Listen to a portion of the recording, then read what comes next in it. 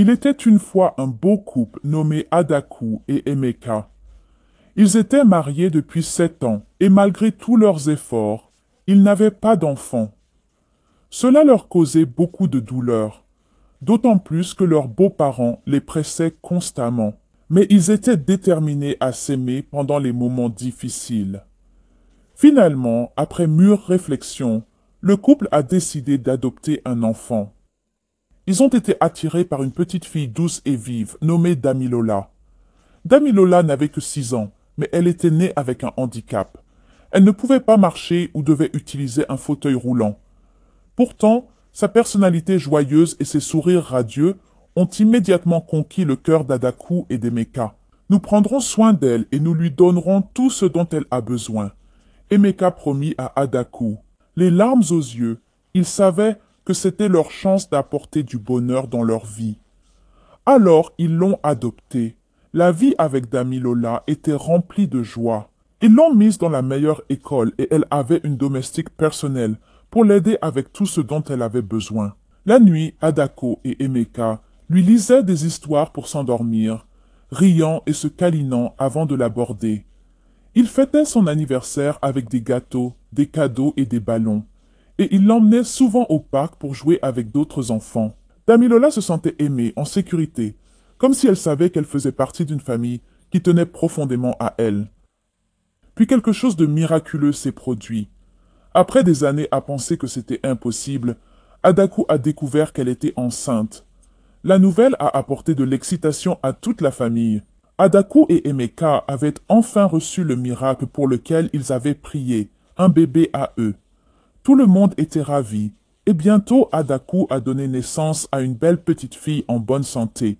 Au fil du temps, Damilola remarqua que les choses changeaient. Adaku et Emeka passaient tout leur temps à s'occuper du nouveau bébé. Damilola n'avait plus toute l'attention de ses parents. Il n'y avait plus d'histoire au coucher, ni de sortie ensemble. Tout devenait sombre. Damilola comprenait que le bébé avait besoin de soins supplémentaires, mais au fond d'elle, elle se sentait exclue.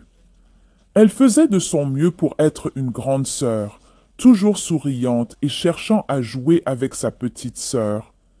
Mais on aurait dit qu'Adako et Emeka étaient toujours prudents quand elle était près du bébé.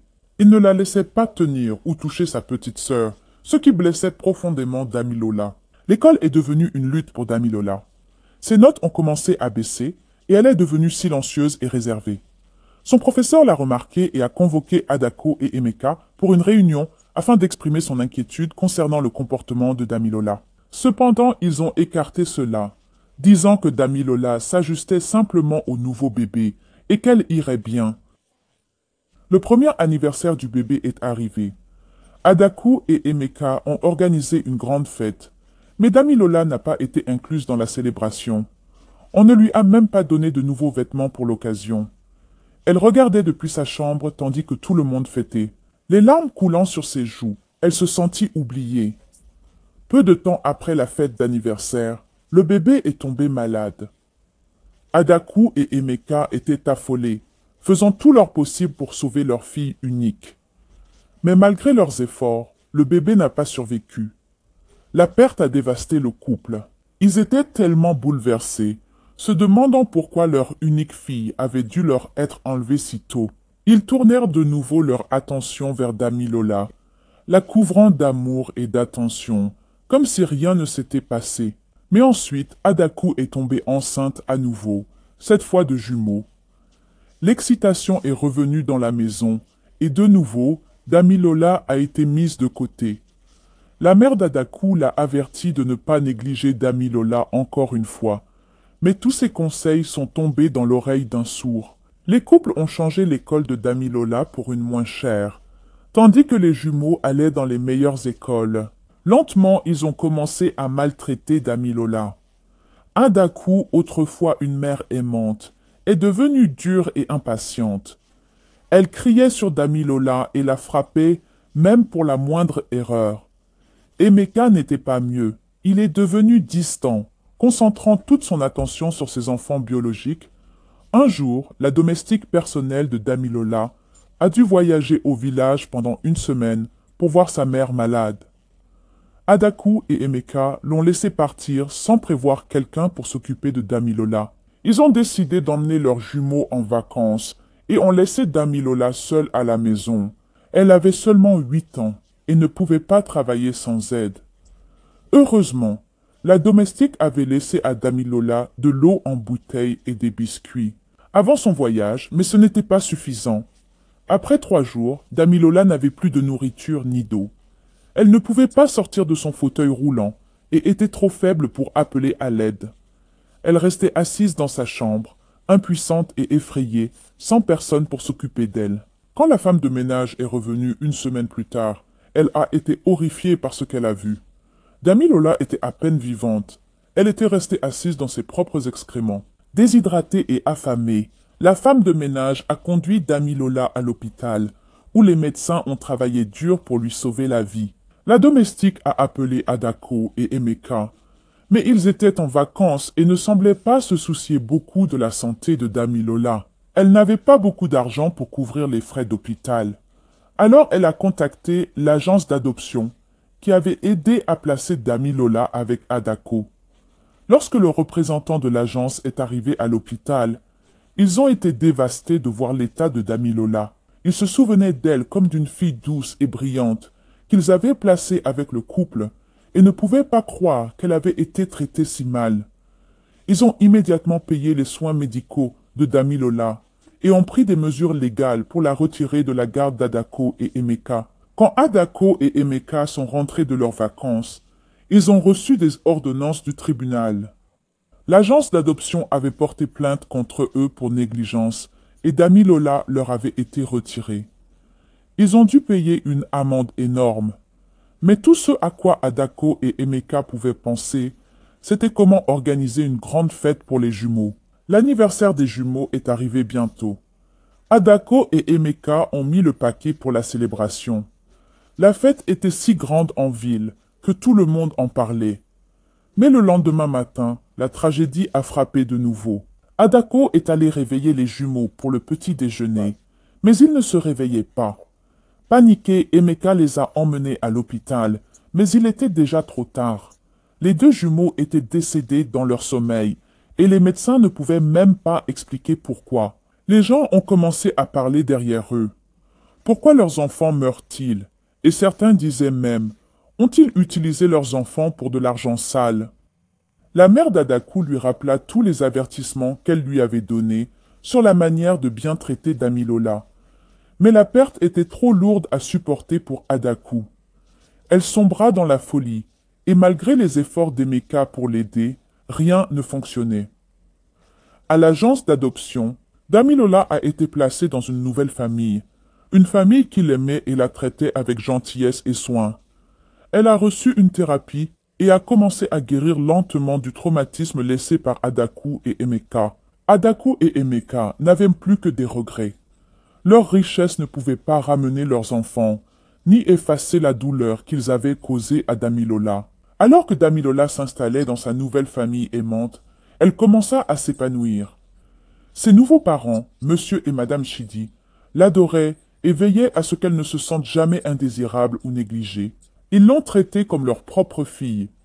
Ils lui ont acheté un nouveau fauteuil roulant facile à manœuvrer et ont rendu leur maison plus accessible pour elle. Damilola était enfin dans un endroit où elle se sentait en sécurité et aimée. Mais alors qu'elle trouvait le bonheur, la vie d'Adako et Emeka se décomposait après la perte de leurs jumeaux. Leur maison est devenue un lieu de tristesse et de désespoir. Adako ne pouvait pas dormir. Hantée par le cauchemar de sa convoitise, elle passait des heures dans la chambre vide des jumeaux, à pleurer et à tenir leurs jouets. Emeka, lui aussi, n'était plus que l'ombre de lui-même. L'homme autrefois joyeux était maintenant rempli de regrets et de culpabilité pour la façon dont ils avaient traité Damilola. Un jour, la mère d'Adaku, qui l'avait averti de ne pas négliger Damilola, décida de rendre visite. Elle trouva Adaku assise dans le noir, serrant une des couvertures des jumeaux. « Adaku, tu dois avancer, dit-elle doucement. Damilola ne méritait pas ce que vous lui avez fait, et vous ne méritez pas non plus cette punition. Mais vous ne pouvez pas vivre ainsi. Tu as besoin de trouver la paix. Mais Adaku ne pouvait pas trouver la paix. La culpabilité était trop lourde à supporter. Elle a commencé à entendre des voix dans la maison, des chuchotements qui ressemblaient à ses enfants perdus, l'appelant, la blâmant pour leur mort. Elle était convaincue que la maison était hantée et qu'ils étaient punis pour ce qu'ils avaient fait à Damilola. Désespérée de fuir les souvenirs, Adaku suggéra à Emeka de vendre la maison et de déménager ailleurs, loin, où ils pourraient commencer une nouvelle vie. Emeka accepta, espérant qu'un changement de décor pourrait les aider à guérir. Ils ont rapidement mis la maison en vente et se sont installés dans une petite ville, loin de la ville. Cependant, même dans leur nouvelle maison, les ombres du passé les ont suivis. La santé mentale d'Adaku a continué de se détériorer. Elle a commencé à voir des visions des jumeaux, à entendre leurs appels à l'aide, et elle est devenue paranoïaque, convaincue que quelqu'un ou quelque chose était là pour l'attraper. Emeka a essayé d'aider, mais il luttait aussi contre son propre chagrin et sa culpabilité. Un jour, alors qu'Adaku était seule dans la maison, elle a entendu frapper à la porte. Quand elle l'a ouvert, elle a vu une vieille femme frêle debout là. Les yeux de la femme étaient froids, et elle parlait d'une voix qui glaçait le sang d'Adaku. « Vous ne pouvez pas échapper à ce que vous avez fait, » dit la vieille femme. « La douleur que vous avez causée à cette petite fille vous est revenue. » Adaku claqua la porte et courut appeler Emeka au téléphone pour qu'il rentre à la maison. Lorsque Emeka arriva, la vieille femme était partie. Adaku était convaincue qu'elle avait vu un fantôme, mais Emeka pensait que c'était juste son esprit qui lui jouait des tours. Cette nuit-là, Adaku fit le rêve le plus vif. Elle était de retour dans l'ancienne maison où ils habitaient avec Damilola. La maison était sombre, et elle pouvait entendre le son d'un enfant qui pleurait. En traversant la maison, elle vit Damilola assis dans un fauteuil roulant, seul dans un coin de la pièce.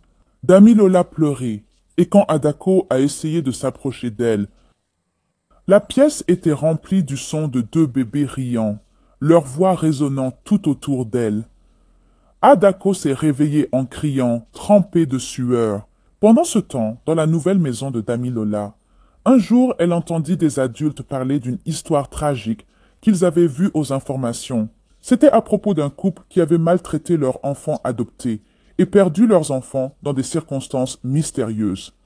Elle se demanda à propos d'Adaku et Emeka, et se souvint à quel point ils l'avaient maltraité. La vie d'Adaku et d'Emeka continua de se détériorer, et Adaku commença à se retirer de tout le monde, même d'Emeka. Elle passait la plupart de ses journées enfermée dans sa chambre, tourmentée par des visions et des voix auxquelles elle ne pouvait échapper. Emeka, incapable de faire face aux montagnes de stress, a commencé à boire excessivement. Leur mariage autrefois heureux n'était désormais qu'un lointain souvenir, remplacé par le chagrin et le regret. Un soir, alors qu'Emeka était assis seul dans le salon en train de boire, son téléphone sonna et c'était un vieil ami. Il avait entendu parler de leurs problèmes et voulait donner quelques conseils. « Emeka, dit-il, je sais que tu as des difficultés, mais tu dois faire quelque chose pour arranger les choses. Tu ne peux pas continuer à fuir ton passé. Tu dois retrouver Damilola et lui présenter tes excuses. Assure-toi qu'elle te pardonne et prie sur toi et ta femme pour que ce refrain soit rompu. » Un fabricant savait que son ami avait raison. Il avait évité la vérité trop longtemps, prétendant qu'il pouvait échapper aux conséquences de leurs actes. Il décida qu'il était temps d'affronter ce qu'ils avaient fait et d'essayer de réparer leurs torts. Le lendemain, Emeka a suggéré à Adaku de rendre visite à l'ami Lola et de demander pardon. Adaku était hésitante au début. Elle savait qu'ils devaient essayer quelque chose. Alors ils ont fait leurs valises et ont entrepris le long trajet de retour vers la ville où Damilola vit maintenant. Lorsqu'ils sont arrivés chez Chidi, ils étaient nerveux et incertains de ce à quoi s'attendre. Madame Chidi a ouvert la porte, surprise de les voir. Un créateur a expliqué qu'ils étaient venus s'excuser auprès de Damilola et espéraient arranger les choses. Madame Chidi les regarda un long moment, puis hocha la tête. Damilola est une fille forte, mais elle a traversé beaucoup de choses. Vous lui en avez fait subir tellement, mais je la laisserai décider si elle veut vous voir ou vous pardonner. Elle est entrée voir Damilola, laissant Adako et Emeka attendre anxieusement sur le porche. Quand Damilola est apparue à la porte, elle semblait différente de la petite fille qu'ils avaient autrefois connue. Elle paraissait plus mature et pleine de force. Elle fixait Adako et Emeka, son expression indéchiffrable. « Damilola, commença Emeka, sa voix tremblante. Nous sommes venus pour dire que nous sommes désolés. Nous savons que nous t'avons blessé, et nous vivons avec la culpabilité chaque jour. Nous ne nous attendons pas à ce que tu nous pardonnes, mais nous avions besoin de te dire à quel point nous sommes désolés. Tu ne méritais rien de tout cela. Nous étions tellement consumés par notre propre égoïsme que nous avons oublié combien nous t'aimons. S'il te plaît, s'il y a quelque chose que nous pouvons faire pour nous racheter, dis-le nous. » Damilola écoutait tranquillement, le cœur lourd de sentiments contradictoires. Une partie d'elle aspirait encore aux parents qu'elle avait autrefois aimés, mais une autre partie se souvenait de la douleur qu'ils lui avaient causée. Après un long silence, elle parla enfin. Damilola parla doucement. « Ce que vous m'avez fait m'a blessé plus que tout, mais j'ai appris que m'y accrocher ne m'aiderait pas. Je suis très heureuse avec ma famille qui m'aime. Je suis heureuse d'être ici avec eux, et je vous ai pardonné. » Adako et Emeka restaient silencieux, les larmes coulant sur leurs visages. Damilola hocha la tête, puis se retourna et rentra à l'intérieur, fermant la porte derrière elle. Adako et Emeka restèrent sur le porche quelques instants, laissant le poids des mots de Damilola s'imprégner. Ils savaient qu'ils ne pouvaient pas changer ce qui s'était passé, mais ils savaient aussi qu'ils avaient fait le premier pas vers la paix. Alors qu'ils retournaient dans leur petite ville, Adaku et Emeka ressentaient un sentiment de clôture. Chez eux, ils ont parlé de tous les bons souvenirs qu'ils avaient avec Damilola. Ils ont décidé d'aller de l'avant. Emeka a travaillé dur pour reconstruire leur vie. Ils ont cherché une thérapie pour surmonter leur chagrin et leur culpabilité. Ils ont commencé à faire du bénévolat dans les refuges et ont fait beaucoup de dons aux enfants dans le besoin, essayant de racheter leurs erreurs. Et ils ont aidé d'autres enfants qui avaient été négligés ou abandonnés. Cette histoire nous apprend que chaque enfant a besoin d'amour, d'attention et de stabilité. Peu importe s'ils sont vos enfants ou non. S'il vous plaît, si vous avez aimé cette histoire, partagez-la avec vos amis et votre famille. Aimez, commentez et abonnez-vous. Merci beaucoup.